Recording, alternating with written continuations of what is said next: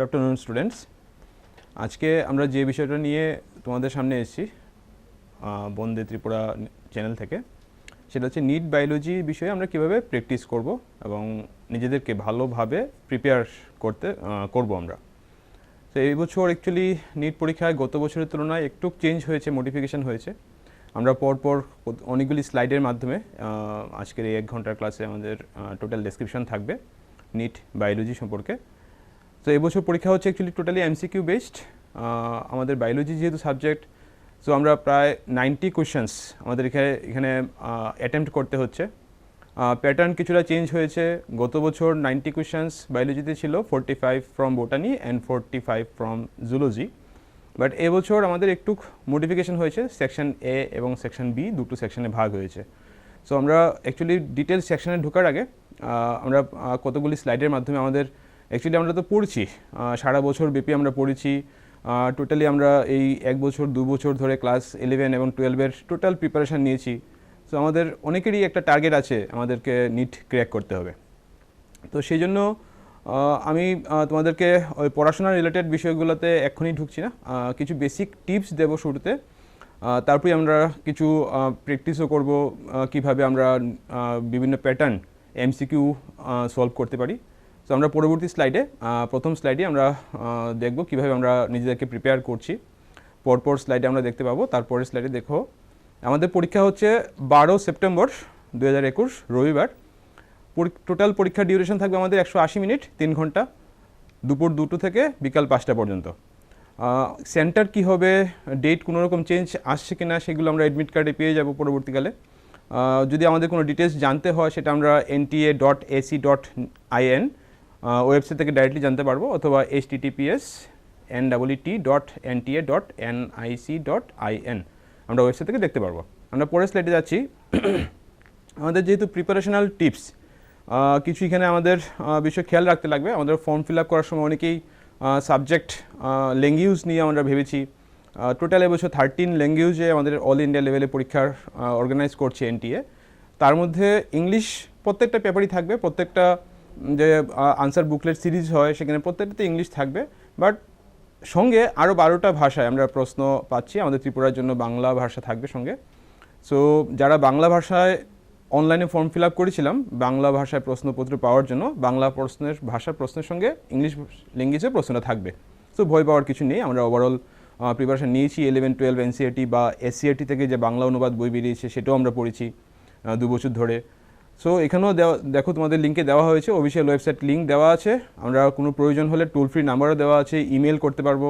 কোনো রকমের কোয়েরিজ থাকলে আমরা এনটিএর কাছে ডাইরেক্টলি যোগাযোগ করতে পারি টোল ফ্রি নাম্বার বা ওয়েবসাইট অ্যাড্রেস দিয়ে। আমরা পরবর্তী স্লাইডে যাব, আমরা কীভাবে প্রিপারেশান করছি।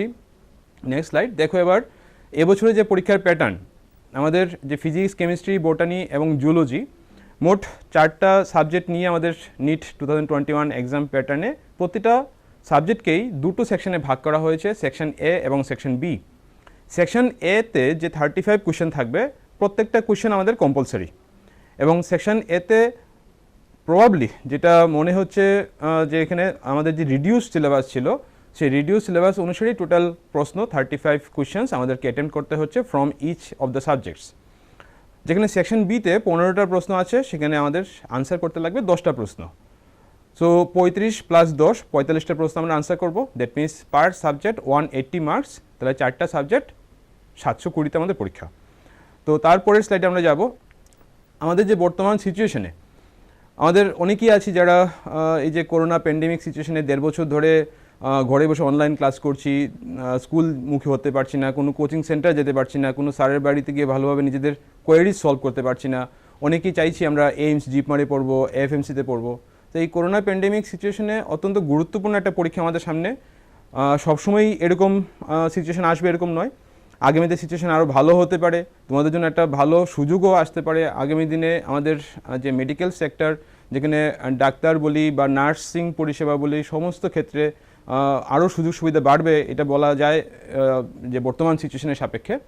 তো স্বাভাবিকভাবেই আমাদের কাছে এই বছরের পরীক্ষা খুবই গুরুত্বপূর্ণ। আমরা শুধুমাত্র এমবিবিএস, বিডিএস এতদিন এই দুটো কোর্স ভেবে নিটের প্রিপারেশন নিতাম, কিন্তু এবছর Ayurveda, that means BIMS, Siddha medical science BSMS, Unani medical science BUMS, BHMS homeopathic medical science.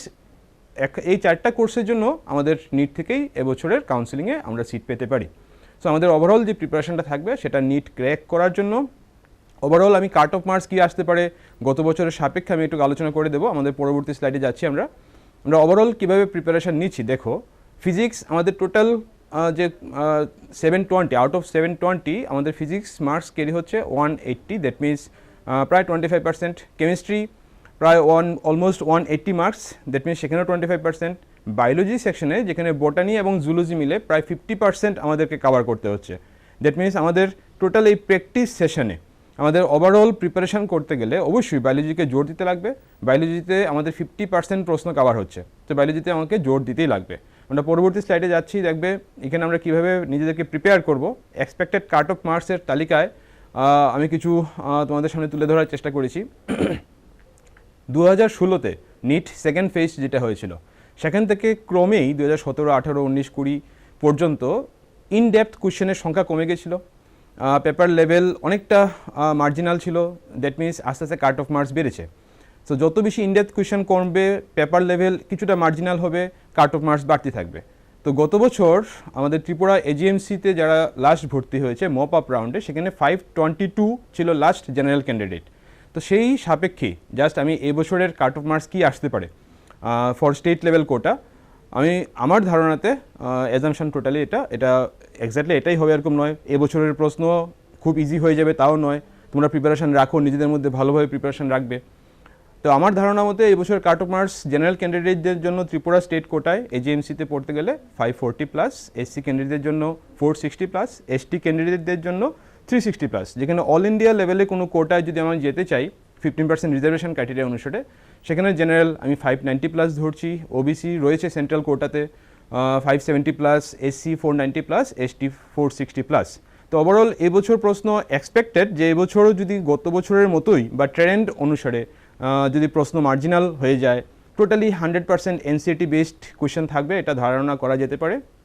কারণ বারবার এনটিএ বা এডুকেশন ডিপার্টমেন্ট বলছে যে কোনোভাবেই এনসিইআরটির বাইরে কোনো প্রশ্ন আসবে না। তো সেই ক্ষেত্রে আমাদের প্রিপারেশনটা এনসিইআরটি বেস আমরা রাখবো। 11, 12 2 বছর আমরা পড়েছি, অনেকেই আছে রিপিটার ক্যান্ডিডেটস, কেউ 2 বছর, কারোর 3 বছর রিপিট করছে।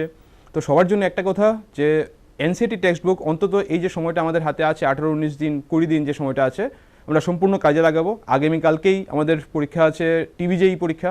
তো সেখানেও আমরা কিছু বায়োলজি বেসড সেকশন যারা ভাবছি বা বায়োলজিকে পছন্দ করি, microbiology, B pharma, agriculture, fishery, veterinary, তো আমরা ওই কোর্সগুলিতে যেতে গেলেও কালকের পরীক্ষাটা আমাদের ভালো করে দিতে হবে, টিবিজেই যেটা। সো এক্সপেক্টেড আমাদের এনসিইআরটি টেক্সট বুকের বাইরে কোনো প্রশ্ন আসবে না, সেটা ধারণা করতেই পারো তোমরা। এবং এবছর কাট অফ মার্কস বাড়তে পারি বলেই আমি নিটের ক্ষেত্রে একটা অ্যাজাম্পশন রেখেছি। সো প্রিপারেশান তোমরা ভালোভাবে নেবে। পরের স্লাইডে যাচ্ছি আমরা। সো নেক্সট স্লাইডে আমরা দেখব আমরা কীভাবে প্রিপারেশান নেব। অ্যাকচুয়ালি আমি বলবো যত বেশি আমরা প্র্যাকটিস করব, সলভ মোর, স্কোর মোর। ফার্স্ট যে কথাটা আমি বলবো, যত বেশি আমরা প্র্যাকটিস করব।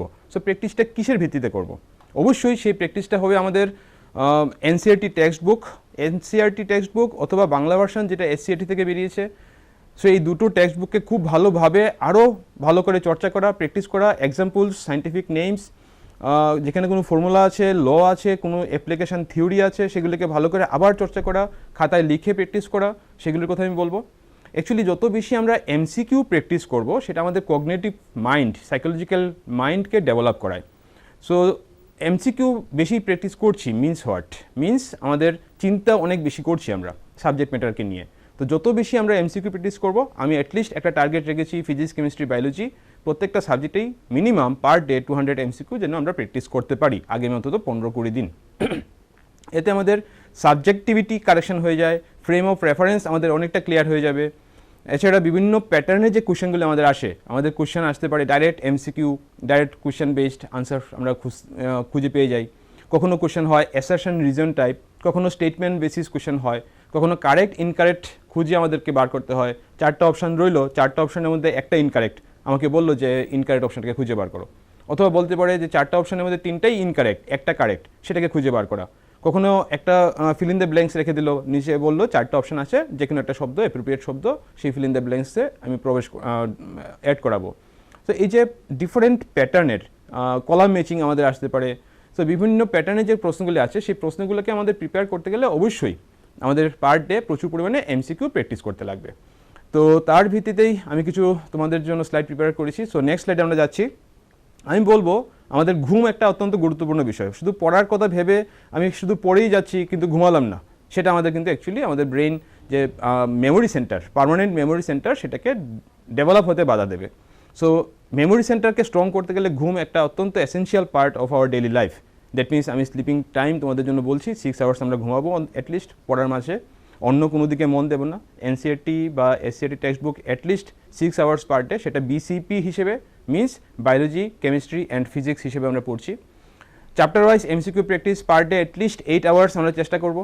ডিফারেন্ট সাইন্টিফিক ইনভেনশন, ফর্মুলা যেখানে রয়েছে, ইকুয়েশন রয়েছে বিভিন্ন জায়গায়, বায়োলজিতে বিভিন্ন ইকুয়েশন রয়েছে, লস রয়েছে অনেকগুলা, সাইন্টিফিক নেম আমাদের অনেক কিছু পড়তে হয়। বায়োডাইভার্সিটি ইউনিট পড়তে গেলে আমাদের বিভিন্ন plants, animals, bacteria, fungus, algae, different scientific name আমাদের শিখতে লাগে। তো সেগুলো আমরা ভুলে যেতেও পারি। তো অ্যাটলিস্ট জেনারিক নেম আমাদের এখানে আরেকবার প্র্যাকটিস করে ফেলা।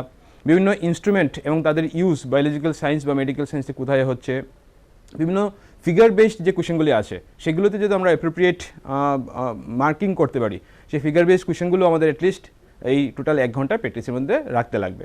আরেকটা বিষয় আমি বলবো, আমরা ঘুম থেকে সকালে উঠে যখন পড়তে বসি আমাদের অ্যাটলিস্ট আগের দিন রাত্রেবেলা আমাদেরকে একটা প্ল্যান চক আপ করা উচিত যে আমরা পরের দিন কীভাবে কাটাবো, সারাদিন কীভাবে কাটাবো। এবং সেই ক্ষেত্রে আমি অবশ্যই বলবো ঘুম থেকে ওঠার পর যখন আমাদের মাইন্ড ফ্রেশ থাকে, যেখানে আমাদের অনেক বেশি কোয়েশ্চেন বা পড়া মনে রাখার প্রশ্ন হয়, সেখানে আমি বলবো ঘুম থেকে উঠে সকালবেলায় ফ্রেশ মাইন্ডে বায়োলজি সাবজেক্টটা যদি আমরা পড়তে পারি, সেটা অনেকটা বেশি আমাদের ব্রেন ডেভেলপ হতে সাহায্য করে। দুপুরের দিকে যদি ফিজিক্স এবং সন্ধ্যা থেকে রাত্র পর্যন্ত সময়টাকে আমরা কেমিস্ট্রি হিসেবে যদি রাখি এই নেক্সট 15-20 দিনের প্র্যাকটিসে, তো আমার মনে হয় সেটা আমাদের নিট ক্র্যাক করতে অনেকটা লাভবান হবে। নেক্সট স্লাইডে যাচ্ছি আমরা। আমরা ওভারঅল সিলেবাসটা সম্পর্কে একটু আইডিয়া নেব শুরুতে। ওভারঅল সিলেবাস আমাদের অনেকটা ভাস্ট সিলেবাস, আমাদের অনেকগুলি চ্যাপ্টার। ক্লাস 11-এ আমাদের চ্যাপ্টার আছে প্রায় 21টার মতো, ক্লাস 12-এ আছে আমাদের প্রায় 16টার মতো। তো অনেকগুলি চ্যাপ্টার আমাদেরকে কভার করতে হচ্ছে। এই যে ফার্স্ট ইউনিট, আমি চ্যাপ্টারগুলোর ডেসক্রিপশন শেষ করে আমি একটা ট্রেন্ড কীরকমভাবে বিভিন্ন ইউনিট ওয়াইজ আমাদের কোয়েশ্চেন আসছে সেই ট্রেন্ডটা আমি দেখাবো। এর আগে আমি একটু কিছু ইম্পর্ট্যান্ট টপিকস তোমাদের সামনে তুলে ধরতে চাই। দেখবে তোমাদের স্ক্রিনে যে চ্যাপ্টার ডেসক্রিপশন আছে তার মধ্যে রেড মার্কিং করা যেগুলি আছে, রেড লেটারে যেগুলি আছে, এগুলো আমি ইম্পর্টেন্ট কিছু টপিক হিসেবে ধরেছি, সেটা টালি করে প্রিভিয়াস 4 বছর 5 বছরের কোয়েশনগুলোকে টালি করে। তো এই যে ফার্স্ট ইউনিটটা রয়েছে এখানে বায়োডাইভার্সিটি, এটা অত্যন্ত ইম্পর্টেন্ট পার্ট। এখানে আমরা কী পড়বো, এখানে লেখা আছে বায়োডাইভার্সিটি, তারপরে তার অন্য টপিক চলে আসছে। সো বায়োডাইভার্সিটি থেকে আমাদেরকে কভার করার জন্য আমি যদি ওভারঅল টোটাল এই 2 বছরের সিলেবাসে ডেসক্রিপশন করতে যাই, সেটা আমার 1 ঘন্টা আওয়ার্সে শেষ হবে না। আমি তারপরে কিছু ইম্পর্টেন্ট এলাকা তোমাদের সামনে তুলে ধরার চেষ্টা করব। বায়োডাইভার্সিটি ইউনিট থেকে আমাদের অ্যাটলিস্ট জানতে লাগবে যে আমাদের বায়োডাইভার্সিটি লস কেন হচ্ছে, কী কী কারণ রয়েছে, রিসেন্টলি কোন কোন অর্গানিজম এন্ডেঞ্জার্ড হয়ে যাচ্ছে বা কারা এক্সটিন্ট হয়েছে এবং তার পেছনে কী কারণ ছিল। বায়োডাইভার্সিটি কনজারভেশন আমরা কীভাবে করব। There are different in situ and ex situ measures to conserve different plants or animals. So সেই ইনসিটু এবং এক্সিটু ওয়েসগুলি কী কী আছে সেগুলি সম্পর্কে আমাদের এখানে কভার করতে লাগবে। 3 ডোমেন্স অফ লাইফ, সেটা একটা খুবই ইম্পর্টেন্ট পার্ট। কার্ল উজ যিনি 3 ডোমেন্স অফ লাইফ দিয়েছিলেন, domain archaea, domain bacteria and domain eukarya. So এই 3টে ডোমেনের ক্যারেক্টারিস্টিক্স, প্রতিটা ডোমেনের আন্ডারে কয়টা কিংডম আছে সেই কিংডমগুলির আইডিয়া আমাদের ক্লিয়ার করতে লাগবে। ট্যাক্সোনমিক্যাল হায়ারার্কি, সেটাও আমাদের একদম ইভলিউশনারি হিস্ট্রি সহকারে পড়তে লাগবে। ফার্স্ট ট্যাক্সোনমিক্যাল হায়ারার্কি কে দিয়েছিলেন? Carolus Linnaeus of course. সো তার পরবর্তীকালে আস্তে আস্তে সেই হায়ারার্কিয়াল স্টেপসগুলো বেড়ে গেছে। এখন আমরা 26 স্টেপ হায়ারার্কিকে চিনি। ICBN বা ICZN যে অর্গানিজমের ক্লাসিফিকেশন করাচ্ছে। সো ট্যাক্সোনমিক্যাল হায়ারার্কি সম্পর্কে আমাদের আইডিয়া ক্লিয়ার করতে লাগবে। বাইনোমের নোমেনক্লেচার আছে, tools for the study of taxonomy রয়েছে। তারপরে চ্যাপ্টারে আমরা যাব 5 কিংডম ক্লাসিফিকেশন, কার্ল R.H. হোয়াইটেকার যিনি দিয়েছিলেন। সো এই 5 কিংডম ক্লাসিফিকেশনের what are the different salient features for those 5 kingdoms, what are the basis for 5 kingdom classifications, what are the reasons behind his advantages of 5 kingdom classification, or what are the different demerits of this 5 kingdom classification. তারপরে আমরা Monera, Protista, Fungi, at least characters and examples. মনেরাতে আমরা ব্যাকটেরিয়াকে পড়বো, cyanobacteria পড়বো, Rickettsia আছে, স্পাইরোকিটা আছে, mycoplasma আছে।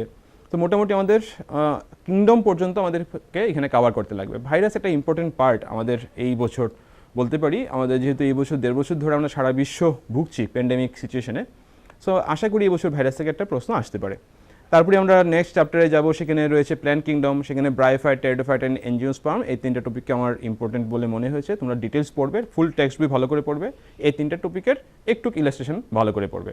এখানে শুধুমাত্র রেড মার্কিং যেগুলো আছে তোমরা শুধুমাত্র সেগুলি পড়ে পরীক্ষায় যাবে না, পুরো syllabus details NCERT text book 11, 12 দুটো ভালো করে পড়তে হবে। রেড মার্কিংগুলোকে আরও একটু বেশি ইলাস্ট্রেশন করে পড়ার চেষ্টা করব আমরা। তারপরে রয়েছে 4th চ্যাপ্টার, যেখানে রয়েছে অ্যানিমেলিয়া, কিংডম অ্যানিমেলিয়া। সেখানে আমরা non chordate up to phylum level and কর্ডেটের ক্ষেত্রে আমরা ক্লাস লেভেল পর্যন্ত ক্লাসিফিকেশন উইথ এক্সাম্পলস পড়বো।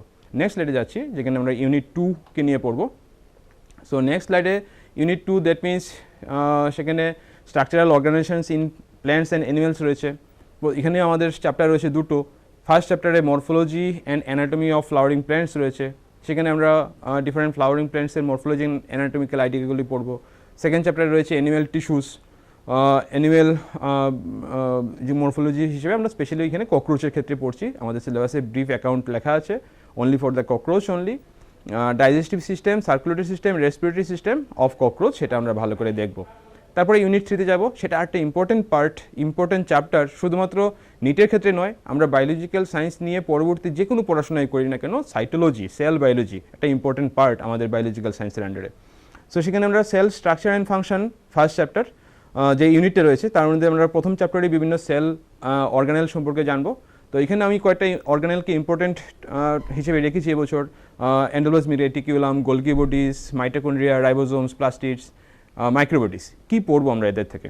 অবশ্যই the structure, internal structure, different enzymes present within them, কোথায় কী ধরনের বিভিন্ন অঙ্গাণু রয়েছে সেই অঙ্গাণুগুলির তালিকা আমরা দেখব। পাশাপাশি কার্যগত দিকটা আমাদের খেয়াল রাখতে লাগবে, প্রতিটা অঙ্গাণুর কার্যগত দিক আমরা এখানে ক্লিয়ার করব। সাইটোস্কেলেটন রয়েছে, সাইটোস্কেলেটন পড়তে গেলে আমরা অবশ্যই মাইক্রোফিলামেন্ট, মাইক্রোটিবিউলস, ইন্টারমিডিয়েট ফিলামেন্টস। সো কেন এরা কোষের দরকার, কেন সাইটোস্কেলেটন কোষের দরকার, সো তাদের সম্পর্কে আমরা চেক করব, পড়বো ভালো করে। সেন্ট্রিওলস রয়েছে, ক্রোমাটিনস অ্যান্ড নিউক্লিওলাস রয়েছে। দেন নেক্সট চ্যাপ্টারে যাব, বায়োমলিকিউলস। সেখানে আমি protein, carbohydrate, lipids, nucleic acids, enzymes, very very important topic হবে এনজাইমস। এই বছর আশা করতে পারো এনজাইমস থেকে কোয়েশ্চেন প্রতি বছরই প্রায় থাকে ঘুরিয়ে ফিরিয়ে। সো নিউক্লিক অ্যাসিড আর এনজাইম থেকে কোয়েশ্চেন আসে, সো এনজাইম আমরা ভালো করে চেক করব। তারপরে সেল ডিভিশন, অবশ্যই মিউসিস ডিভিশনের different steps, first meiosis and second meiosis. First meiosis থেকে আমি বলবো প্রোফেজ 1 খুব ভালো করে পড়তে লাগবে। প্রোফেজ 1-এর আন্ডারে যে leptotene, zygotene, pachytene, diplotene, diakinesis, এই যে 5টা ডিফারেন্ট সাবফেজেস রয়েছে, কী কী চেঞ্জ হচ্ছে ক্রোমোজোম লেভেলে, সেই বিষয়টা আমাদের এখানে ভালো করে পড়তে লাগবে, মনে রাখতে লাগবে। আমরা পরের ইউনিটে যাচ্ছি, নেক্সট স্লাইডে, যেখানে আমরা ইউনিট 4 প্ল্যান্ট ফিজিওলজি সম্পর্কে দেখব। অনেকগুলি চ্যাপ্টার রয়েছে এখানে, আমাদের প্রায় 5টা চ্যাপ্টার।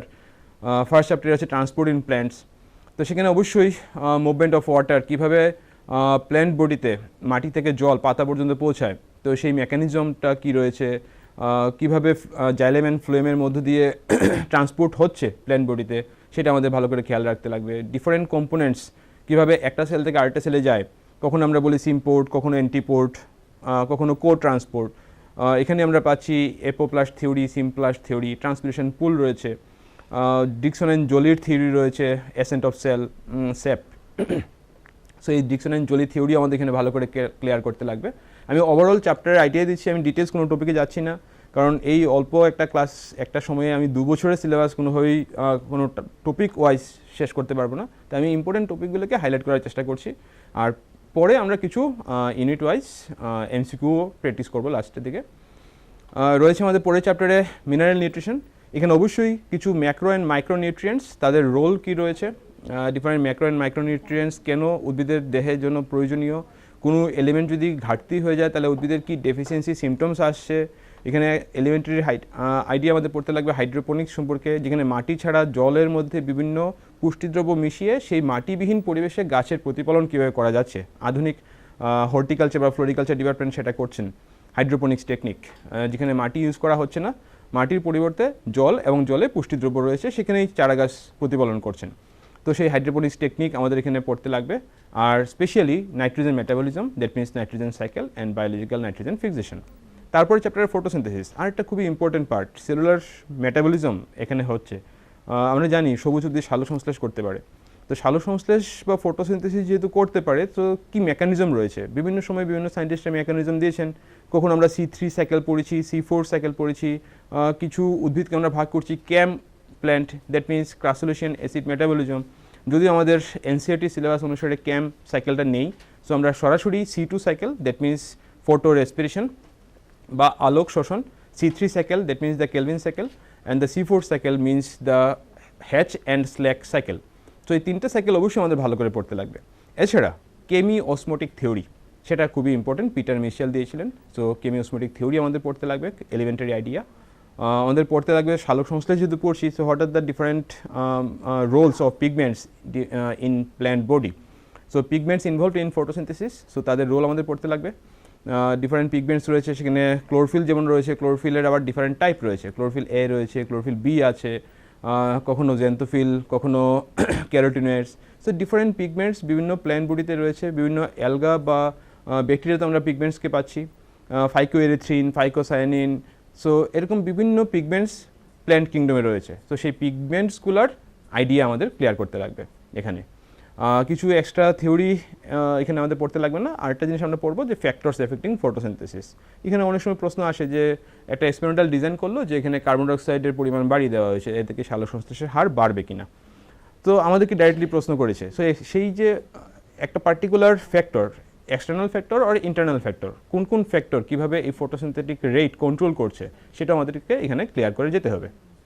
তারপরে chapter respiration, that means the cellular respiration, মানে কোষে যে গ্লুকোজ খাদ্য জমা আছে, সেই গ্লুকোজ খাদ্য কীভাবে ভাঙছে। কোষে শুধু গ্লুকোজ খাদ্য জমা আছে তা নয়, অ্যামাইনো অ্যাসিডস ফর্মে রয়েছে প্রোটিন খাদ্য, ফ্যাটি অ্যাসিডস বা গ্লিসারল ফর্মে রয়েছে লিপিড জাতীয় খাদ্য বা স্নেহ জাতীয় খাদ্য, প্রত্যেকটারই মেটাবলিউশন হচ্ছে। বাট আমাদের সিলেবাস শুধুমাত্র সেলুলার রেসপিরেশন বলতে আমরা গ্লুকোজের ব্রেকডাউনটা রয়েছে আমাদের সিলেবাসে। তো সেই অনুসারে আমরা glycolysis, Krebs cycle means the TCS cycle, electron transport system, এই তিনটা হচ্ছে অ্যারোবিক রেসপিরেশনের তিনটা প্রধান স্টেপ।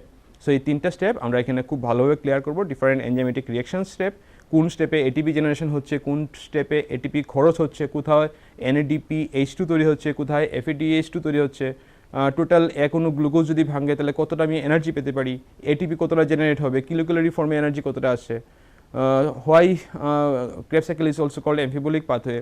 সো এমফিবোলিক পাথওয়ে সেটা একটা ইম্পর্টেন্ট পার্ট রয়েছে। আর রয়েছে respiratory quotients. Respiratory quotients means আমরা একটা নির্দিষ্ট সময়ে যে পরিমাণ কার্বন ডাইঅক্সাইড নিচ্ছি, ছাড়ছি, আর যে পরিমাণ অক্সিজেন নিচ্ছি, এই দুইটার একটা রেশিও, সেটা হচ্ছে রেসপিরেটরি কোশেন্ট। তবে এই যে কার্বন ডাইঅক্সাইড ছাড়ছি বা অক্সিজেন নিচ্ছি, সেই অক্সিজেনটা নিচ্ছি কেন?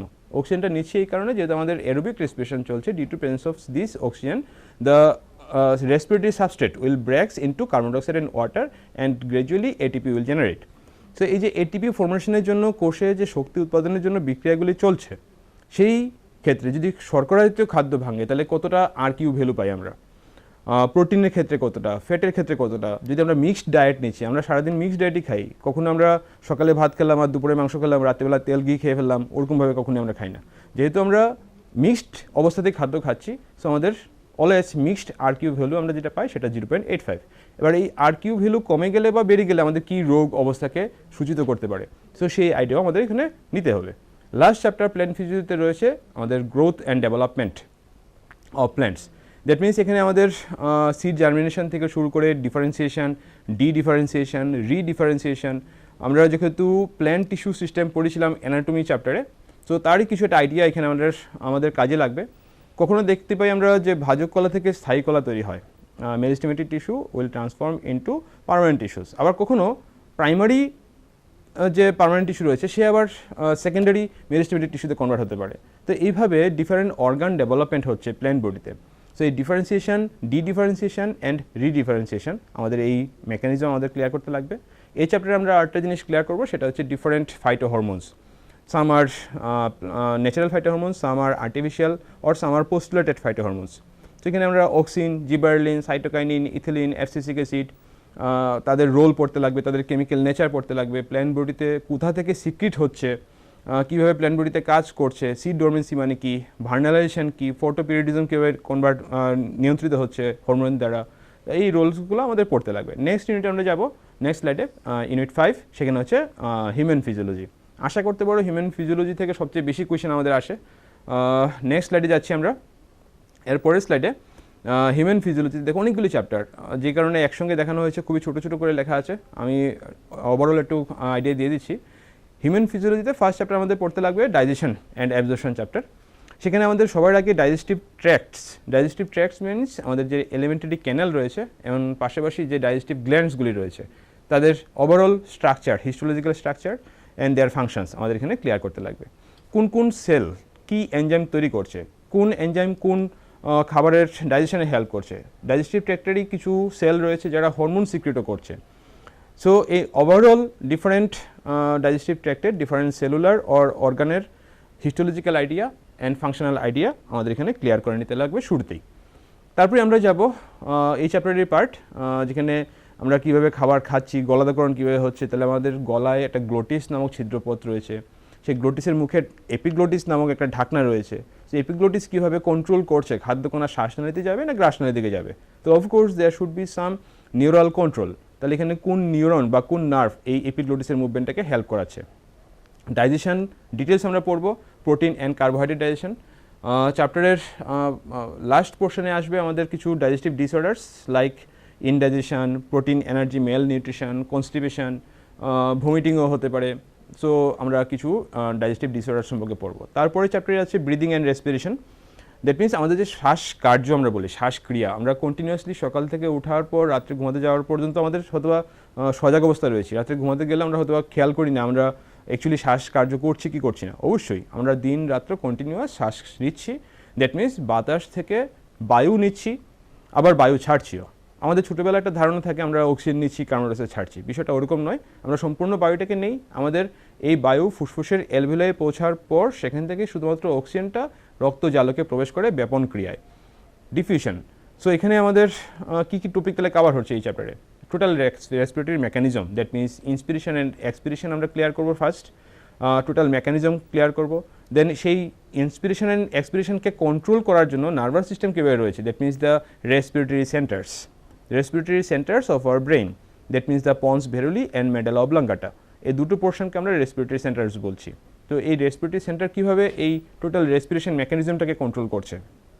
এছাড়া আমাদের দেহে transport of different gases like oxygen and carbon dioxide কীভাবে ট্রান্সপোর্ট হচ্ছে, যে বায়ুটাকে আমি নিলাম তার থেকে অক্সিজেন কীভাবে কলাকোষ পর্যন্ত পৌঁছালো, কোষে পৌঁছানোর পর বিপাক হলো, মেটাবলাইজেশন হলো, আফটার মেটাবলাইজেশন কার্বন ডাইঅক্সাইড জেনারেট হলো, সেই কার্বন ডাইঅক্সাইড কীভাবে ট্রান্সপোর্ট হয়ে আবার আমাদের লাঙে অ্যালভিওলায় ফিরে আসছে, এই মেকানিজম আমাদের এখানে পড়তে লাগবে। এখানে অবশ্যই আমরা দুটো বিষয় খেয়াল রাখবো, বোর্ডস ইফেক্ট, ক্লোরাইড শিফট, এই দুটো মেকানিজম অবশ্যই আমরা খেয়াল রাখবো। দেন আমাদের চ্যাপ্টারে কিছু রেসপিরেটরি ভলিউমস রয়েছে। আমরা কন্টিনিউয়াসলি সারাদিন ধরে যেটা খেয়াল করি না, কন্টিনিউয়াসলি যে বায়ুটা নিচ্ছি বায়ু ছাড়ছিও, তো সেটার হার যদি বলা হয় সেটা হচ্ছে মিনিটে 16 থেকে 18 বার। কিন্তু মাঝে মাঝে আমরা হাই তুলি, প্রচুর পরিমাণে বায়ু নেওয়ার চেষ্টা করি। এই যে মাঝে মাঝে বেশি করে বায়ু নেওয়ার চেষ্টা করছি, দ্যাট মিনস আমাদের ফুসফুসে অনেকটা বেশি বায়ু জায়গা হতে পারে। সো এখানে হচ্ছে রেসপিরেটরি ভলিউমস। সাম আর কল টাইডাল ভলিউম, সাম আর কল ভাইটাল ক্যাপাসিটি, কখনো আমরা বলি ইনস্পিরেটরি রিজার্ভ ভলিউম, কখনো আমরা বলি এক্সপিরেটরি রিজার্ভ ভলিউম, কখনো বলি এফআরসি ফাংশনাল রেসিডুয়াল ক্যাপাসিটি, কখনো আইসি, কখনো টিএলসি টোটাল লাং ক্যাপাসিটি। এই যে ডিফারেন্ট ভলিউমসগুলি পাচ্ছি, সো সেই সাধারণ ভলিউমগুলির মান কত, কি কি রেসপিরেটরি ডিসঅর্ডার হলে এই ভলিউমগুলির মান পরিবর্তিত হতে পারে। আমাদের বডিতে কিছু জায়গা রয়েছে যেখানে এয়ার কোনো রকম ট্রান্সপোর্টে বা এক্সচেঞ্জে অংশ নিচ্ছে না, তো সেই জায়গায় কীভাবে কাজ হচ্ছে। তো এয়ার যখন ট্রান্সপোর্টে বা এক্সচেঞ্জে অংশ নেবে না, দ্যাট মিনস ওখানে রয়েছে কিছু ডেড এয়ার, দ্যাট মিনস ওই এলাকাটাকে আমরা বলি ডেড স্পেস। আমাদের বডিতে ফিজিওলজিক্যাল ডেড স্পেস রয়েছে, অ্যানাটমিক্যাল ডেড স্পেস রয়েছে। সো সেই ডেড স্পেসের মোট কতটা বায়ু ধারণ করে রয়েছে, কেন রয়েছে। এছাড়া কিছু ডিসঅর্ডার রয়েছে এই চ্যাপ্টারেও, অ্যাসমা, এমফাইসেমা, কিছু অকুপেশনাল রেসপিরেটরি ডিসঅর্ডার্স রয়েছে, সেগুলো আমরা ক্লিয়ার করব। দেন পরে চ্যাপ্টারে যাব body fluids and circulation. Body fluids means আমাদের মেইনলি সার্কুলেশন হচ্ছে ব্লাড অ্যান্ড লিম্ফ।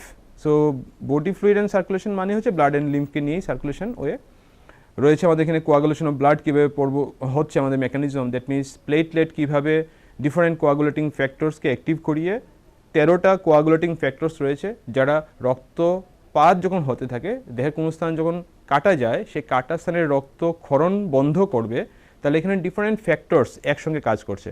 এবার এই ফ্যাক্টরসগুলির মধ্যে যে কোনো একটা বা দুটো factor, that means factor 8 and 9 less secretion অথবা সিক্রেশন বন্ধ হয়ে গেল, তাহলে আমাদের হিমোফিলিয়া রোগ হয়ে যেতে পারে। আমরা হিমোফিলিয়া সম্পর্কে ক্লাস 12-এ পড়েছি, 12-এর চ্যাপ্টারে রয়েছে। এই চ্যাপ্টারে আমাদের পড়তে লাগবে ইসিজি সম্পর্কে আইডিয়া ক্লিয়ার করব, কার্ডিয়াক আউটপুট সম্পর্কে ধারণা আরেকবার ক্লিয়ার করে নেব, cardiac activity, regulation of cardiac activity কীভাবে হচ্ছে, coronary artery disease CAD or CVD সম্পর্কে আইডিয়া আমরা ক্লিয়ার করব। তারপরে চ্যাপ্টারে যাব এক্সক্রিশন। সো এক্সক্রিশন মানে রেচন পদ্ধতি। এখানে অবশ্যই আমরা কিডনি ফার্স্ট টার্গেট, আমাদের anatomy and histology of kidney পড়ব। তারপরে আমরা যাব unit of kidney, that means structural and functional unit means nephron.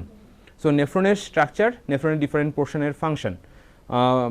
আদর্শ নেফ্রন যদি বলি তাহলে নেফ্রনের প্রথম পোর্শনটা হচ্ছে মেলপিজিয়ান কর্পাসলস, তার সেকেন্ড পোর্শনটা আমরা বলি রেনাল টিবিউলস। তাহলে রেনাল টিবিউলসের আবার ডিফারেন্ট পার্টস আছে, proximal convoluted tubule, loop of Henle, distal convoluted tubules. So সেই টিবিউলসগুলোর কীভাবে রিঅ্যাবজর্পশনে হেল্প করছে, কী কী সিক্রেট করছে, আলটিমেটলি কীভাবে ইউরিন প্রোডাকশন আমাদের হলো, সো যে মেকানিজম অফ ইউরিন প্রোডাকশন এই পর্যন্ত আমাদের এখানে ক্লিয়ার করে নিতে হবে। পাশাপাশি এখানে আমরা একটা হরমোনের ভূমিকা পাবো, ADH, antidiabetic hormone or vasopressin, যার প্রভাবে মূলত রেনাল টিবিউলসের রিঅ্যাবজর্পশন অফ ওয়াটার সম্পন্ন হচ্ছে। যদি কোনো কারণে আমাদের এডিএইচের সিক্রেশন কমে যায় তাহলে আমাদের ইউরিনারি ব্লাডারে প্রচুর পরিমাণে জল এসে জমা হবে, দ্যাট মিনস আমরা প্রচুর পরিমাণে মূত্র ত্যাগ করব। তাহলে এই কন্ডিশনটাকে আমরা বলি ডায়াবেটিস ইনসিপিটাস অথবা বহুমূত্র রোগ। তাহলে বহুমূত্র রোগের কারণ কী? তাহলে আমরা একটা বেসিক আইডিয়া আমাদের ক্লিয়ার রাখতে লাগবে। প্রত্যেকটা চ্যাপ্টার আমরা পড়ছি, প্রতিটা চ্যাপ্টারের বেসিক কনসেপ্টস আমাদের ক্লিয়ার থাকতে লাগবে। ডিটেলড আইডিয়াতে ইন ডেপথ কোয়েশ্চেনের দিকে আমরা এক্ষুনি এই লাস্ট 10 দিন 15 দিন আমরা যাবো না, আমরা অবশ্যই সবার আগে বেসিক ক্লিয়ার করবো প্রত্যেকটা চ্যাপ্টার। নেক্সট চ্যাপ্টারে যাবো আমরা লোকোমোশন অ্যান্ড মুভমেন্ট, ফিজিওলজিতে রয়েছে সেম ইউনিট। সবার আগে আমরা এখানে স্কেলেটাল মাসেলের structure and construction of skeletal muscle, so কীভাবে স্কেলেটাল মাসেলের সংকোচন হচ্ছে আমাদের দেহে, তো মেকানিজম সেটা পড়বো। কিছু ডিজিজ পড়ব রয়েছে আমাদের টোটাল বডিতে, স্কেলেটাল যে কঙ্কালতন্ত্রীয় বিভিন্ন কঙ্কালের সংখ্যা, কোথায় কয়টা করে কঙ্কাল রয়েছে, আমাদের দেশে সবচেয়ে লম্বা অস্থি কোনটা, লার্জেস্ট বা লংগেস্ট বোন, স্মলেস্ট বোন, তো বিভিন্ন বোনগুলার সংখ্যা, কোন অর্গানে কোন কয়টা করে অস্থি রয়েছে, এরকম সংখ্যার বিষয়টা আমাদের ক্লিয়ার রাখবো। আর এই চ্যাপ্টারের আরেকটা পোর্শন যেটাকে গুরুত্ব দেবো সেটা হচ্ছে জয়েন্টস, বোন জয়েন্টস, অস্থিসন্ধি। তার মধ্যে আমরা সাইনোভিয়াল জয়েন্টটাকেই বেশ ভালো করে ক্লিয়ার করার চেষ্টা করব। স্ট্রাকচার, কিছু ডিজিজ রয়েছে, myasthenia gravis, tetany, muscular dystrophy, arthritis, so আমরা সেই ডিজিজগুলিকেও ক্লিয়ার করে আমরা নেক্সট চ্যাপ্টারে যাবো, সেটা হচ্ছে nervous system, neural control and coordination. Of course সবার আগে এখানে আমাদের ব্রেইন সবার আগে ভালো করে ক্লিয়ার করতে হবে। সেন্ট্রাল নার্ভাস সিস্টেম, তো the part of the central nervous system, the main part is the brain. So ব্রেইনের আবার ডিফারেন্ট পোর্শন আছে, সেরিবেলাম রয়েছে পশ্চাৎ মস্তিষ্কের পার্ট হিসেবে, সেরিব্রাম রয়েছে অগ্র মস্তিষ্কের পার্ট হিসেবে, হাইপোথ্যালামাস রয়েছে, পন্স রয়েছে, মেডাল অবলাঙ্কাটা রয়েছে, অনেকগুলি পোর্শন রয়েছে আমাদের ব্রেনের। এই যে আমি কন্টিনিউয়াসলি কথা বলে যাচ্ছি, তো ব্রেনের নিশ্চয়ই একটা সেন্টার রয়েছে যে আমাকে এই কথা বলাটাকে নিয়ন্ত্রণ করাচ্ছে। আমরা অনেকে এরকম হয় যে স্টেজ ফোবিয়া থাকে, স্টেজে উঠলে কথা বলতে পারে না, আটকে যাচ্ছে বা একটা ডিস্টারবেন্স শুরু হয়ে যায়, তো সেটা অবশ্যই ব্রেনের কোনো একটা পার্টের একটা সাইকোলজিক্যাল বিহেভিয়ারকে ডিস্টার্ব করাচ্ছে। তো আমি বলবো সেই স্ট্রাকচারাল পার্ট যখন আমরা পড়ছি ব্রেনের ক্ষেত্রে, ওই বিষয়গুলোকে ক্লিয়ার করে নেওয়া। সো ব্রেনের যখন পার্ট পড়ছি, that means thalamus, hypothalamus, pons, medulla oblongata, cerebrum and cerebellum, এই কয়েকটা পোর্শনের অবশ্যই কার্যকতার দিক আমাদের ক্লিয়ার করে নিতে লাগবে সবার আগে। আর সঙ্গে রয়েছে কিছু লোব ব্রেনের মধ্যে, frontal lobe, temporal lobe, occipital lobe, সেটা আমাদের ফোর ব্রেনের পার্ট। তো সেই লোবগুলার পার্ট আমাদের ক্লিয়ার করতে লাগবে। আমরা নেক্সট চ্যাপ্টারে যাচ্ছি, নেক্সট স্লাইডে পাবো। হিউম্যান ফিজিওলজির লাস্ট চ্যাপ্টার যেটা রয়েছে, chemical coordination and regulation. So chemical coordination and regulation, that means hormone তন্ত্র রয়েছে। এখানে আমাদের বিভিন্ন অন্তঃক্ষরা গ্রন্থি আমাদের দেহে রয়েছে। সেই অন্তঃক্ষরা গ্রন্থিগুলোর মধ্যে আমাদের অবশ্যই আমরা জানি পিটুইটারি থেকে আমাদের স্টার্ট হচ্ছে। তো তারপর আমরা বলবো হাইপোথ্যালামাসকে নিয়ে আমাদের পড়া উচিত, কারণ হাইপোথ্যালামাস অ্যাকচুয়ালি ওভারঅল পিটুইটারি ফাংশনকে রেগুলেট করে রাখছে। আমরা ছোটোবেলায় পড়তাম পিটুইটারি গ্রন্থিকে প্রভু গ্রন্থি বলা হয়, master gland of our brain or of our body, but the hypothalamus is called supreme commander of this endocrine system. কেননা কারণ হাইপোথ্যালামাস থেকে রিলিজিং ফ্যাক্টরস অথবা রিলিজিং হরমোন সিক্রিট না হওয়া পর্যন্ত পিটুইটারি তার কাজ সম্পাদন করতে পারছে না। যেহেতু হাইপোথ্যালামাস অগ্র পিটুইটারি কাজকে নিয়ন্ত্রণ করায়, তাহলে আমাদের হাইপোথ্যালামাস থেকেই এই কেমিক্যাল কোঅর্ডিনেশন পড়তে গেলে হাইপোথ্যালামাস থেকে ক্লিয়ার করে আসতে হবে। তাহলে hypothalamus, pituitary, pineal gland, thyroid gland, parathyroid gland, adrenal gland, pancreas পর্যন্ত আমাদের ভালো করে পড়তে লাগবে। মেকানিজম অফ হরমোন অ্যাকশন দেখবো, এখানে সেকেন্ড মেসেঞ্জার থিওরি রয়েছে, জিন থিওরি রয়েছে, আর কিছু ডিজিজ রয়েছে এই চ্যাপ্টারে, আমাদের বেশ কিছু ডিজিজ রয়েছে, বিভিন্ন হরমোন ডিসঅর্ডার, কখনো হাইপোসিক্রেশন, কখনো হাইপার সিক্রেশন। সো সেই ডিসঅর্ডার অ্যান্ড সিমটমস ক্লিয়ার করে আমরা ক্লাস 12-এর চ্যাপ্টারে যাচ্ছি। এবার নেক্সট স্লাইডে আমরা ক্লাস 12-এর চ্যাপ্টার দিয়ে স্টার্ট করব। ফার্স্ট ইউনিট রয়েছে রিপ্রোডাকশন।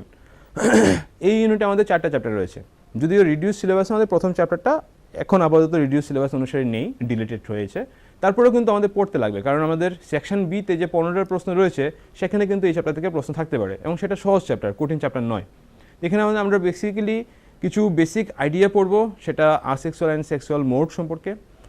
সেই বেসিক আইডিয়াগুলি পড়ার পর আমরা সরাসরি সেকেন্ড চ্যাপ্টারে যাব, যেখানে sexual reproduction in flowering plants রয়েছে, development of male and female gametophytes কীভাবে তৈরি হলো, আউটব্রিডিং ডিভাইস বলতে কী বোঝাচ্ছে, পোলেন পিস্টিল ইন্টারাকশন কীভাবে হচ্ছে, so development of endosperm and embryo development, post-fertilization events in case of sexually reproducing plants, আর অ্যাপোমিক্সিস, পার্থেনোকার্পিয়ান, পলিএমব্রায়োনি পড়লে পরে আমাদের নেক্সট চ্যাপ্টারে যাব হিউম্যান রিপ্রোডাকশন চ্যাপ্টার।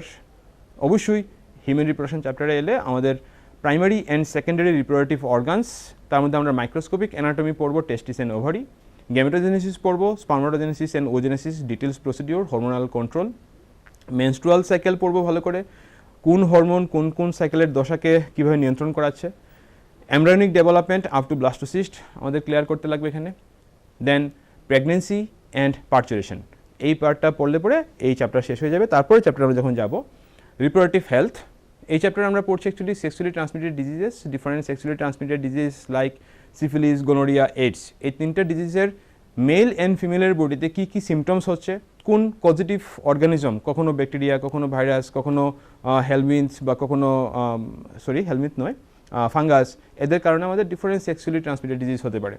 সো এই যে ডিজিজগুলি হচ্ছে তাদের কারণ, তাদের সংক্রমণ পদ্ধতি এবং চিকিৎসার বিষয়টা আমাদের ক্লিয়ার করার পর then birth control measures, different needs, কী কী পদ্ধতি রয়েছে, প্রয়োজনীয়তা কী রয়েছে। সো পপুলেশন কন্ট্রোল বিষয়টা একটা অত্যন্ত গুরুত্বপূর্ণ বিষয় আমাদের দেশের বর্তমান অবস্থায়, বেকার সমস্যা, খাদ্য সমস্যা সব কিছু মিলেই। সো বার্থ কন্ট্রোল অ্যাকচুয়ালি আমাদের সকল জনগণের মধ্যেই এই সচেতনতা একান্তই প্রয়োজনীয়। 1জন বা 2জন সন্তান জন্মের পর আমাদের এই বিষয়টাতে মনোযোগ দেওয়া অবশ্যই উচিত, সেটা সমাজ, সেটা পরিবার, সেটা কোনো সরকারিভাবে হোক কিংবা বেসরকারি কোনো এনজিওর মাধ্যমে হোক, অ্যাকচুয়ালি সবাইকেই এই বিষয়ে আমাদের সচেতন হওয়া উচিত। সো এই বিষয়টা আমাদের একটা হাইলাইটেড পোর্শন রয়েছে, ভালো করে পড়া উচিত।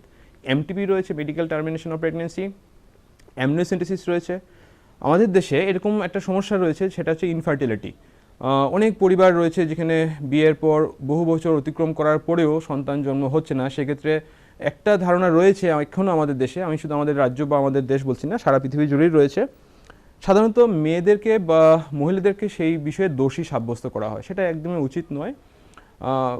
বডিতে সমস্যা, ইন্টারনাল সমস্যা যে কোনো কারণে থাকতে পারে, কোনো একটা লক্ষণ যখন বেরোবেলো তখন আমরা বুঝি হ্যাঁ আমাদের সমস্যা হয়েছে। তো লক্ষণ ছাড়াও বহু রকমের সিমটমস আমাদের ইন্টারনালি থাকতে পারে। তো সেই ক্ষেত্রে ইনফার্টিলিটি মেলদের হতে পারে, ফিমেলদেরও হতে পারে, এবং ইনফার্টিলিটির কারণে যে ওই পরিবার সন্তান পাচ্ছে না বা সন্তান জন্ম নিচ্ছে না ওই পরিবারে, তো তার জন্য কিছু সহায়ক প্রজননগত প্রযুক্তি রয়েছে আমাদের দেশে, রয়েছে আমাদের ত্রিপুরা রাজ্যে এখন ইনফার্টিলিটি ক্লিনিক রয়েছে, যেখানে আমরা আইভিএফ টেকনিক, যেটাকে বলা হয় in vitro fertilisation embryo transfer technique, zygote intrafallopian transfer ZIFT technique, gamete intrafallopian transfer GIFT technique. So এই টেকনিকগুলোর basic idea, that means principles আমাদের পড়ে নিতে হবে। এখানে আরেকটা বিষয় ক্লিয়ার করবো আমরা, ভারতবর্ষের প্রথম টেস্ট টিউব বেবির সন্তানের নাম কী ছিল, কুমারী দুর্গা, কুমারী হর্ষ, তোমরা জানো। তারপর আমরা আরেকবার রিভাইজ করব, পৃথিবীতে প্রথম টেস্ট টিউব বেবির কী নাম ছিল, লুসি জয় ব্রাউন, সেটা আমরা জানি। তারপর আমরা আরেকবার দেখব প্যাট্রিক স্টেপটো, যিনি ছিলেন চিকিৎসক, জানার একান্ত প্রচেষ্টায় লুসি জয় ব্রাউনের জন্ম হয়েছিল। ভারতবর্ষে সুভাষ মুখোপাধ্যায় বিখ্যাত ইনফার্টিলিটি ক্লিনিক এক্সপার্ট ছিলেন। সো ওনার প্রচেষ্টাতে মুম্বাইয়ে এবং কলকাতায় কুমারী হর্ষ এবং কুমারী দুর্গা নামক ভারতের প্রথম কন্যা সন্তান টেস্ট টিউব বেবি হিসেবে জন্মগ্রহণ করে। সো এরপর তো এখন সারা ভারতবর্ষে বিভিন্ন জায়গায় ইনফার্টিলিটি ক্লিনিক রয়েছে, আমাদের ত্রিপুরাতে এখন ইনফার্টিলিটি ক্লিনিক রয়েছে। সো এই বিষয়েও আইডিয়াটা আমরা ক্লিয়ার করবো। নেক্সট ইউনিটে যাচ্ছি আমরা, নেক্সট স্লাইডে আছে জেনেটিক্স অ্যান্ড ইভলিউশন, আমাদের ক্লাস 12-এর সেকেন্ড ইউনিট যেটা আছে। ফার্স্ট চ্যাপ্টার মেন্ডেলিয়ান ইনহেরিটেন্স যেখানে রয়েছে, যেখানে আমরা হেরিডিটি অ্যান্ড ভেরিয়েশন চ্যাপ্টারের টাইটেল। সেখানে সবার আগে আমরা মেন্ডেলিয়ান ইনহেরিটেন্স ক্লিয়ার করব। মেন্ডেলিয়ান ইনহেরিটেন্সে আমরা কী কী ড্রব্যাক পাচ্ছি, ইনকমপ্লিট ডোমিনেন্স, কোডোমিনেন্স, মাল্টিপল এলিলিজম, সেগুলি আমাদেরকে ক্লিয়ার করতে লাগবে। এপিস্টাসিস রয়েছে এখানে, ইনহেরিটেন্স অফ ক্রোমোজোম, আমরা এখানে chromosome theory of inheritance clear করব। ব্লাড গ্রুপ কীভাবে ইনহেরিটেন্স হচ্ছে, পিতামাতার থেকে সন্তানের দেহে কীভাবে ব্লাড গ্রুপ স্থানান্তরিত হয়, এখানে এলিলের মাধ্যমে যে ব্লাড গ্রুপ স্থানান্তরিত হয় এই বিষয়টা আমরা এখানে ক্লিয়ার করব, এলিমেন্টারি আইডিয়া। সেক্স ডিটারমিনেশন রয়েছে, in humans, birds, honeybee, sex determination আমরা পড়ব। লিঙ্কেজ অ্যান্ড ক্রসিং ওভার রয়েছে, so linkage and crossing over theory ভালো করে মেকানিজম সহকারে পড়ব। লিঙ্কেজের ক্ষেত্রে complete linkage and incomplete linkage, দুটো লিঙ্কেজ ধারণা আমাদের এখানে উদাহরণ সহকারে পড়তে হবে। সেক্স লিঙ্কড ইনহেরিটেন্স ক্লিয়ার করব আমরা, হিমোফিলিয়া, কালার ব্লাইন্ডনেস রয়েছে, থ্যালাসেমিয়া রয়েছে, কিছু ক্রোমোজোমাল ডিসঅর্ডার রয়েছে, Down syndrome, Turner syndrome, Klinefelter syndrome কেন হয়, 21st ট্রাইজোমি ডাউন সিনড্রোমকে আমরা বলি। টার্নার সিনড্রোম হচ্ছে X0 condition, that means allosome বা সেক্স ক্রোমোজোম মাত্র একটা রয়েছে, অনলি এক্স ক্রোমোজোম, একটা সিঙ্গেল এক্স ক্রোমোজোম, যার জন্য টার্নার সিনড্রোম হচ্ছে। ক্লাইনফেল্টার সিনড্রোম কমনলি আমরা বলি পার্সনদেরকে হিজড়া, দ্যাট মিনস অ্যাকচুয়ালি এরা XXY, normally XY male child, but due to presence of an extra X chromosome, একটা এক্সট্রা অতিরিক্ত এক্স ক্রোমোজোমের জন্যই এবার এদের মোট ক্রোমোজোম সংখ্যা হয়ে গেল প্রতিটা কোষে 47, যেখানে থাকার কথা ছিল 46। সো ক্লাইনফেল্টার সিনড্রোম সেই অবস্থা, দ্যাট মিনস যেখানে কোনো গোনাটি সক্রিয় হতে পারেনি। দেন আমরা সেকেন্ড চ্যাপ্টারে যাব, মলিকুলার বেসিস অফ ইনহেরিটেন্স। এই ইউনিটে আমাদের এই চ্যাপ্টারে অত্যন্ত গুরুত্বপূর্ণ বিষয় হচ্ছে central dogma of molecular biology, that means the replication, transcription, translation. এই তিনটা প্রসিডিউর খুব ভালো করে আমাদের ক্লিয়ার করতে লাগবে, প্রতিটা স্টেপ ভালো করে ক্লিয়ার করব। জেনেটিক কোড আমরা পড়বো এখানে, ডিফারেন্ট জেনেটিক কোড রয়েছে, কখন আমরা বলি প্রারম্ভিক কোডন, কখন আমরা বলি অন্তিম কোডন বা সমাপ্তি কোডন। তো এই কোডনগুলা কীভাবে অ্যামাইনো অ্যাসিড প্রোডাকশন করছে, এখানে আমরা কোডনের তালিকা পাবো, 64 কোডনসের ক্যারেক্টারিস্টিক সহকারে সেটা আমরা ক্লিয়ার করব। জিন এক্সপ্রেশন কীভাবে হচ্ছে, আমাদের সিলেবাসে জিন এক্সপ্রেশনের ল্যাক অপারেন্ট রয়েছে, সো আমরা ল্যাক অপারেন্ট ভালো করে ক্লিয়ার করব। হিউম্যান জিনোম প্রজেক্ট আমাদের পড়তে লাগবে, ডিএনএ ফিঙ্গারপ্রিন্টিং প্রসিডিউর পড়তে লাগবে। ডিএনএ ফিঙ্গারপ্রিন্টিংয়ের উপযোগিতা সবচেয়ে বেশি, ডিএনএ ফিঙ্গারপ্রিন্টিং করতে যাওয়া মানে ইলেকট্রোফোরেসিস বিষয়টাকে আমাদের এখানে ক্লিয়ার করে নেওয়া। ডিএনএ ফিঙ্গারপ্রিন্টিং পড়ছি মানে এখানে আমাদের ইলেকট্রোফোরেসিস ক্লিয়ার হচ্ছে, নর্দার্ন ব্লোটিং ক্লিয়ার হচ্ছে, সাউদার্ন ব্লোটিং ক্লিয়ার হয়ে যাবে। তো সেটা বায়োটেকনোলজি চ্যাপ্টারে রয়েছে, বাট এখানেও আমরা ক্লিয়ার করে নিতে পারবো। দেন ইভলিউশন, যদি আমাদের রিডিউস সিলেবাস অনুসারে এবছর যারা 12 ক্যান্ডিডেট ছিল, ইভলিউশন চ্যাপ্টারটা ছিল না ক্লাস 12 ক্যান্ডিডেটদের জন্য, কিন্তু যারা রিপিটার আছো তোমাদের কিন্তু ইভলিউশন চ্যাপ্টার পড়া হয়েছিল। সো এখানে আমাদের বেশ কিছু টপিক ইম্পর্টেন্ট টপিক হিসেবে রয়েছে, এবং আমি আশা করছি এই ইভলিউশন চ্যাপ্টার, দ্যাট মিনস যে রিডিউস সিলেবাস অনুসারে ডিলিটেড ছিল, তো এই চ্যাপ্টারের কোয়েশ্চেন আমরা সেকশন বি, যেখানে 15টা প্রশ্ন রয়েছে, একটা আমরা অতিরিক্ত পাচ্ছি 5টা করে প্রশ্ন, সেখানে আমরা এই চ্যাপ্টারের প্রশ্ন পেতে পারি। এখানে আমরা কী কী টপিক ভালো করে গুরুত্ব দেব, biological evolution from palaeontological idea, comparative anatomy, embryological development, এখানে আমাদের variation, mutation theory and recombination ভালো করে ক্লিয়ার করব। Most important part of this chapter is genetic drift, Hardy Weinberg principle, that means gene migration, কীভাবে হার্ডি-উইনবার্গ তার এই genic balance theory describe করেছেন। সো হার্ডি-উইনবার্গের প্রিন্সিপাল আমাদের ক্লিয়ার করব। লাস্টলি হিউম্যান ইভলিউশনারি স্টেপস আমরা এখানে ভালো করে ক্লিয়ার করতে লাগবে ক্যারেক্টার সহকারে। নেক্সট ইউনিটে যাচ্ছি আমরা, ইউনিট 3 ক্লাস 12-এর চ্যাপ্টারগুলোতে। ইউনিট 3 সেটা হচ্ছে অ্যাকচুয়ালি বায়োলজি আমাদের যে বিভিন্ন কাজে বিভিন্ন রকমভাবে হেল্প করছে। সো নেক্সট স্লাইডে যখন যাব আমরা, নেক্সট স্লাইডে দেখব কীভাবে আমাদের হিউম্যান ওয়েলফেয়ার ডেভেলপমেন্টে বায়োলজির ভূমিকা রয়েছে। তার মধ্যে প্রথম চ্যাপ্টারটাই সেটা হচ্ছে health and disease, very very important নাওয়াডেজ। তো হেলথ অ্যান্ড ডিজিজ কেন গুরুত্বপূর্ণ, কারণ আমরা যে করোনা প্যান্ডেমিক সিচুয়েশনের মধ্যে দিয়ে যাচ্ছি, একটা ভাইরাল ডিজিজ যেটা সারা বিশ্বে ছড়িয়েছে, 2 বছর ধরে প্রায় সারা বিশ্বের বহু মানুষ মারা গেছেন। বহু ভাইরাস বা ব্যাকটেরিয়া বা বিভিন্ন প্যাথোজেন রয়েছে, এক একটা সময়ে এক একটা নতুন রূপে পৃথিবীতে ছড়িয়ে যায়, এবং শুধু একজন ব্যক্তিকে বা একজন রাষ্ট্রকে এই বিষয়ে দোষারোপ করা যায় না। অ্যাকচুয়ালি সেটা যে কোনো মাইক্রো অর্গানিজমের স্বাভাবিক প্রতিক্রিয়া, যে সে প্রাকৃতিক পরিবেশে বাঁচার চেষ্টা করছে, সেটা আমাদের যেমন সেই অধিকার রয়েছে, প্রত্যেকটা মাইক্রো অর্গানিজমেরও সেই অধিকার রয়েছে প্রাকৃতিক প্রতিকূলতায় নিজেকে বাঁচিয়ে নেওয়া, এবং অণুজীবেরা সেই কাজটা সহজে করতে পারে মিউটেশন দ্বারা। Virus generally RNA containing virus, so তারা বেশিরভাগ আরএনএ কন্টেনিং ভাইরাস যারা 8 মাস 10 মাস বা বড় জোর 1 বছর 1.5 বছরের মধ্যেই নিজের জেনেটিক স্ট্রাকচারে জিনোমের কিছুটা পরিবর্তন করিয়ে সারা পৃথিবীতে ছড়িয়ে যায়। সো এমন একটা রূপে সে চলে আসে, হঠাৎ করে তাকে মারার মতন কোনো অস্ত্র আমরা বানাইনি তখনও, মানে হচ্ছে কোনো ভ্যাকসিন বানাইনি আমরা, এখনও কোন প্রকার ইন্টারফেরন কাজ করবে, আমরা কোন মেডিসিন দিয়ে সেই ভাইরাসটাকে তার রিপ্রোডাকশন করার হাত থেকে ভাইরাসকে আটকাতে পারবো, এগুলো আমরা করতে পারিনি। সো এই যে হেলথ অ্যান্ড ডিজিজ চ্যাপ্টার, এই চ্যাপ্টার আমাদেরকে সেটাই শিক্ষা দিচ্ছে। এখানে ভ্যাকসিনেশন রয়েছে, কীভাবে আমরা ভ্যাকসিন তৈরি করতে পারি। আমরা যে এখন করোনা ভাইরাসের জন্য যে ভ্যাকসিন বিভিন্ন দেশ আবিষ্কার করেছে, ভারতবর্ষের প্রোডাকশন চলছে। সো এই ভ্যাকসিনগুলোর মধ্যেও বায়োটেকনোলজি দ্বারা মানে ডিএনএকে কাজে লাগিয়ে তৈরি হওয়া ভ্যাকসিন সবচেয়ে বেশি ইউজ হচ্ছে। এবং এই ভ্যাকসিন টেকনোলজিতে আমরা পড়েছি অলরেডি, বিভিন্ন প্রকার ভ্যাকসিন রয়েছে, live vaccine, attenuated vaccine, killed vaccine, অথবা জীবাণুর দেহ নিঃসৃত কোনো টক্সিন সাবস্টেন্সকে কাজে লাগিয়ে ভ্যাকসিন তৈরি করা। তো এই ভ্যাকসিন কীভাবে তৈরি হচ্ছে, ডিফারেন্ট কাইন্ডস অফ ভ্যাকসিন কীভাবে তৈরি হচ্ছে, তোমাদের বইয়ে হয়তো বা করোনা ভ্যাকসিন, যেটা আমরা হয়তো বা কোভিশিল্ড বা কোভ্যাক্সিন বা স্পুটনিক ভি ইত্যাদি নামে আমরা এখন জানছি, এগুলো হয়তো আমাদের বই এখনও আসেনি নামগুলো। আগামীতে হয়তো বা সেগুলো আমাদের ভ্যাকসিনের তালিকায় চলে আসবে, যে বায়োটেকনোলজি প্রক্রিয়াকে কাজে লাগিয়ে কীভাবে ভ্যাকসিন তৈরি করা হয়েছে। আমাদের বই হয়তো বা হেপাটাইটিস বি ভ্যাকসিনের কথা আছে।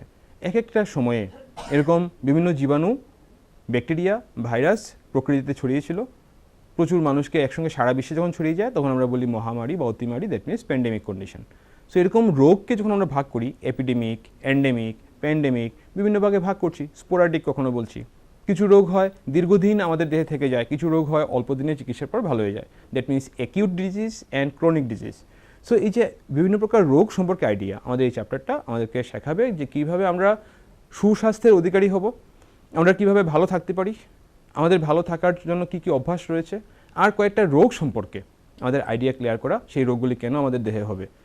ক্যান্সার একটা মারাত্মক রোগ, যদিও বলা হয় যে তার সঠিক কারণ আমরা জানি না, তারপর আমাদের জানা যে কারণ রয়েছে, that means tobacco product use করা, বা সাপোজ ক্যান্সার অ্যাকচুয়ালি একটা দেহ থেকে আরেকটা দেহে সহজে ছড়ায় না, স্পেশালি টোবাকো প্রোডাক্ট বা এই জাতীয় কোনো নেশাজাতীয় দ্রব্য যা সহজে ক্যান্সার ছড়াতে পারে, বা এইচআইভি এক দেহ থেকে আরেক দেহে ছড়াতে পারে ইঞ্জেকশনের সিরিঞ্জ বা নিডেলের মাধ্যমে। এই বিষয়গুলি থেকে আমরা তো নিজেকে এড়িয়ে যেতে পারি, that means prevention is better then cure. So এই যে কিছু রোগ রয়েছে তার বেসিক আইডিয়া আমরা এই চ্যাপ্টারে ক্লিয়ার করব। ড্রাগ অ্যান্ড অ্যালকোহল অ্যাবিউজ রয়েছে, কেন বাচ্চারা এই যে তোমাদের বয়স 17 বছর, 18 বছর, 19 বছর, ফ্রাস্ট্রেশনের কোনো বিষয় নেই, পরীক্ষা দিচ্ছি, কম্পিটিশন হবে, আমরা জেনেই দিচ্ছি পরীক্ষা, কম্পিটিশন হবে। ভারতবর্ষে প্রায় 15 লক্ষ, গত বছর প্রায় 15 লক্ষ ক্যান্ডিডেট নিট পরীক্ষায় বসেছিল। এবছর এক্সপেক্টেড সংখ্যাটা বাড়বে অবশ্যই, কারণ রিপিটার স্টুডেন্টদের সংখ্যা বাড়ছে প্রতি বছরই। তো এবছর যদি সংখ্যা বাড়ে অবশ্যই প্রায় ওভারঅল আমরা বলতে পারি সরকারিভাবে আমরা সরাসরি মেডিকেল কলেজে ভর্তি হওয়ার সুযোগ পাচ্ছি প্রায় 15 থেকে 20 হাজার স্টুডেন্ট সারা ভারতবর্ষে। এরপরে প্রাইভেট বিভিন্ন মেডিকেল কলেজে আরও ধরলাম আমি 15-20 হাজার বা 30 হাজার স্টুডেন্ট ভর্তি হলো। তার অর্থ এই নয় যে 15 কোটি স্টুডেন্ট পরীক্ষায় বসেছে সবাই নিট পেয়ে গেছে। সো আমাদের ফ্রাস্ট্রেশন হলে চলবে না, ফ্রাস্ট্রেশনের কোনো স্থান নেই, আমরা লড়াইয়ে থাকব।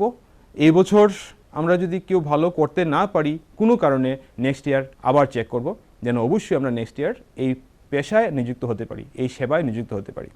সো অত্যন্ত গুরুত্বপূর্ণভাবে আমাদের মাইন্ডসেট রেডি করতে লাগবে, কারণ মানসিক রোগ আরেকটা বিশেষ পার্ট আমাদের দৈনন্দিন জীবনে, আমাদের লাইফস্টাইল, আমাদের কাজের প্রকৃতি আমাদের মানসিক রোগের পরিমাণ বাড়িয়ে দিচ্ছে প্রতিদিন, প্রতি মুহূর্তে। তো আমাদের সেই বিষয়টা খেয়াল রেখেই এগোতে লাগবে। ফ্রাস্ট্রেশনের কোনো বিষয় নেই, ফোবিয়ার কোনো বিষয় নেই। সাইকোফোবিয়া এবং ফ্রাস্ট্রেশন সেটা কিন্তু আমাদেরকে ডিপ্রেশনে ফেলে দিতে পারে। আমরা মারাত্মকভাবে আগামী দিনের যে প্ল্যানিং, যে নিটই পেতে লাগবে এছাড়া আমার কোনো রাস্তা নেই জীবনে, সেটা হতে পারে না।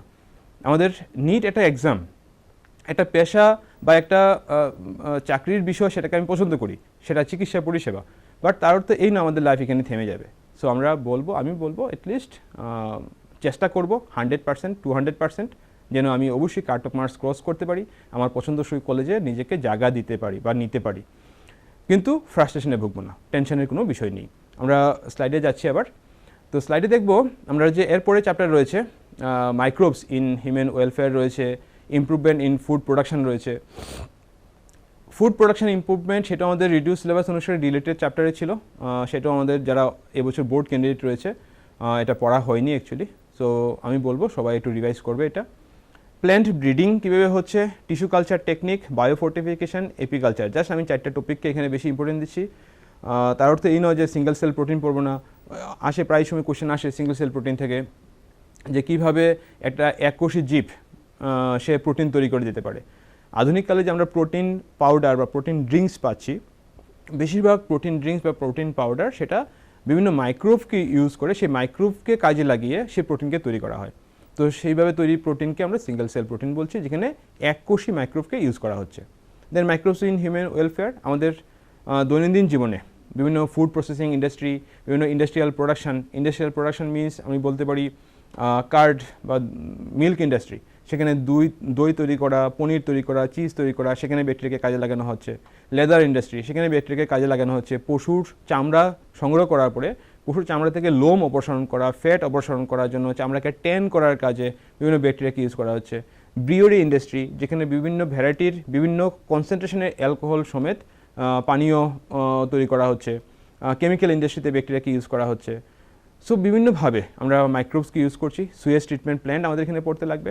ফাইনালি যা মোস্ট ইম্পর্টেন্ট পার্ট এই চ্যাপ্টারের, সেটা হচ্ছে বায়ো ফার্টিলাইজার্স। এখানে বায়োগ্যাস প্রোডাকশনের একটা পার্ট রয়েছে। বায়োগ্যাস প্রোডাকশনটা আমি অ্যাড করতে খেয়াল নেই, ভুলে গেছি। সো বায়োগ্যাস প্রোডাকশন সেটাও তোমরা খেয়াল করে পড়বে। Then unit 4, that means the biotechnology and its application. First chapter খুবই ইম্পর্টেন্ট। এখানে বিভিন্ন প্রিন্সিপাল অ্যান্ড প্রসেস রয়েছে। বায়োটেকনোলজি বিভিন্ন প্রিন্সিপাল অ্যান্ড প্রসেস, কী কী জিনিস এখানে কভার করব আমরা? Biotechnology principle and process, that means আমরা পিসিআর টেকনিক ভালো করে পড়বো, ক্লোনিং প্রসিডিউর ভালো করে পড়বো, রিকম্বিনেন্ট ডিএনএ টেকনোলজিতে কী কী উপকরণ ইউজ করা হচ্ছে, বিভিন্ন এনজাইমকে ইউজ করা হচ্ছে, রেসিস্ট্যান্ট এন্ডোনিউক্লিয়াস সম্পর্কে ডিটেলস আমাদের ক্লিয়ার করতে লাগবে, প্যালিন্ড্রোমিক সিকোয়েন্স আমাদেরকে ক্লিয়ার করতে লাগবে এই চ্যাপ্টারে। এই চ্যাপ্টারটা আমাদের অনেকটা ডিটেলস পড়তে লাগবে। তারপরে চ্যাপ্টার রয়েছে application of biology, that means যেখানে আমরা human insulin production, vaccine production, gene therapy details পড়বো। জিন থেরাপির ক্ষেত্রে আমাদের বইয়ে দেখবে একটা এভিএ জিন ডিফিসিয়েন্সি সিন্ড্রোমের পেশেন্টকে কীভাবে জিন থেরাপি দ্বারা সুস্থ করা হয়েছে সেটা একটা এক্সাম্পল রয়েছে, আমরা সেটা ভালো করে খেয়াল করব। বিটি ক্রপস রয়েছে, বেসিলাস থুরিনজেনেসিস ব্যাকটেরিয়াকে ইউজ করে পতঙ্গ প্রতিরোধী যে শস্য তৈরি করা হচ্ছে সেই বিষয়ে আইডিয়াটা আমরা ক্লিয়ার করব। লাস্ট ইউনিট আমাদের ইউনিট 5, ইকোলজি, ইকোসিস্টেম বা ইকোলজি। সো লাস্ট ইউনিট রয়েছে। এই ইউনিটেও 4টা চ্যাপ্টার আমাদেরকে এখানে পড়তে হচ্ছে। সো তোমাদের নেক্সট স্লাইডে আসবে, দেখবে ইকোলজি। ফার্স্ট চ্যাপ্টারে রয়েছে অর্গানিজমস অ্যান্ড এনভায়রনমেন্ট। এখানে হ্যাবিটেট, নিচ, পপুলেশন বায়োলজি, ইকোলজিক্যাল অ্যাডাপ্টেশনস, অনেকগুলি টপিক রয়েছে। ইকোসিস্টেম চ্যাপ্টার যেখানে রয়েছে সেখানে productivity and decomposition, energy flow, আমরা ছোটোকাশি পড়েছিলাম, pyramid of numbers and biomass, that means ecological pyramids, ecological succession procedure, carbon dioxide fixation বা কার্বন ফিক্সেশন প্রসিডিওর আমরা পড়বো। বায়োডাইভার্সিটি অ্যান্ড ইটস কনজারভেশন, যেটা 11-এর ফার্স্ট চ্যাপ্টারে আমরা দেখেছিলাম, সেটাই আমাদের এখানে রয়েছে, biodiversity and conservation, the concept of biodiversity, patterns of biodiversity, কেন আমরা এই বিষয়টা স্টাডি করছি, আমাদের হাতে কী কী ইনসিটো এক্সিটো উপায় রয়েছে, আমরা ডিটেলস এখানে পেয়ে যাব। লাস্ট চ্যাপ্টার যেটা রয়েছে ক্লাস 12-এর এনভায়রনমেন্টাল ইস্যুস। দেখো আমাদের ইউনিট 1-এ একটা কোয়েশ্চেন এরকম আসে, যেখানে কিছু এক্সাম্পল দেওয়া হয়েছে যে প্যারট, প্লাটিপাস অ্যান্ড ক্যাঙ্গারো, তাদের মধ্যে কমন বিষয়টা কোনটা? আমরা যদি ভালো করে খেয়াল করি দেখব প্যারট মানে পাখি, প্লাটিপাস মানে হংসজন্তু, দ্যাট মিনস ম্যামাল, ক্যাঙ্গারু সেও ম্যামাল। তো আমরা যদি পাখি অবশ্যই তো আমরা ধরেছি, বাজার থেকে মাংস কেনার সময় যে মুরগির দেহটা ধরলে আমরা গরম অনুভব করি, that means we all are homeothermic animals, তাহলে অপশান বি সেখানে কারেক্ট অপশানে যাচ্ছে। দেন নেক্সট কোয়েশ্চেনে দেওয়া হচ্ছে read the statement A and B carefully and choose the correct options. Statement A কী বলছে? All eucoelomates are triploblastic but all triploblastic animals are not eucoelomates. তাহলে এই যে একটা অপশান স্টেটমেন্ট দেওয়া হয়েছে, দেন আরেকটা স্টেটমেন্ট আছে all vertebrates are chordates but not all chordates are vertebrates. তাহলে এই স্টেটমেন্ট দুটো পড়ে আমরা অ্যাটলিস্ট একটা জিনিস বুঝেছি যে দুটো স্টেটমেন্টই কারেক্ট। তাহলে আমরা খুঁজবো যে বোথ স্টেটমেন্ট কারেক্ট কোথায় আছে, তাহলে অপশান বি এখানেও সেম। দেন ইউনিট 2-তে যাচ্ছি। সো ইউনিট 2-তে গেলে আমরা এখানে আমাদের মরফোলজিক্যাল আইডিয়া, সেখানে আমরা চেক করবো মরফোলজিক্যাল আইডিয়া নিয়ে। তো আমরা নেক্সট ইউনিটে যাচ্ছি, নেক্সট স্লাইডে যাচ্ছি। নেক্সট স্লাইডে দেখবো ইন মনোকট বা মনোকট প্ল্যান্টের ক্ষেত্রে একটা লাইন জাস্ট এনসিটি বইয়ের লাইন থেকে নেওয়া হয়েছে। Plumule and radicles are enclosed in sheath which are called A and B dash দেওয়া হয়েছে। দ্যাট মিনস এখানে আমরা A means coleoptile and B means coleorhiza. Next কোয়েশনে which of the given tissues give rise to lateral roots in monocot root. তো সেক্ষেত্রেও আমরা option A pericycle. তো আমি আর কোয়েশ্চেন নিয়ে অ্যাডভান্স হচ্ছি না, আমাদের এই ইউনিট 2 পর্যন্ত কোয়েশ্চেন স্টাডি করলাম। ইউনিট 3-তে এখানে এনজাইমোলজি নিয়ে কোয়েশ্চেন আছে। তোমরা ইউনিট 2-তে এনজাইমোলজি একটা কোয়েশ্চেন আছে, আর একটা কোয়েশ্চেন দেওয়া আছে statement which is incorrect statement, এরকম কিছু স্টেটমেন্ট বেসিস কোয়েশ্চেন দেওয়া হয়েছিল। তো আমি বলবো, তো আমাদের আজকের ক্লাস প্রায় এখানে শেষের পথে। আমি বলবো তোমরা একটু সিরিয়াস হয়ে, আমাদের মেইন টার্গেট হবে আমাদের নিট ক্র্যাক করার জন্য এনসিইআরটি, এসসিইআরটি যে টেক্সট বুক আছে সেটাকে ভালো করে ফলো করা। প্রতিটা বিষয় যে আমি টোটাল ওভারঅল সিলেবাস দেওয়ার চেষ্টা করেছি সেটাকে ক্লিয়ার করার চেষ্টা করব। অনেক ফাস্ট কথা বলেছি, তো কোনো কোনো ভাষা হয়তো তোমরা ক্লিয়ারলি বুঝতে পারোনি। সো আমি বলবো তোমরা পরীক্ষা ভালো করে দেবে এবং তোমাদের শুভকামনা। Best of luck for your NEET examination 2021. Thank you.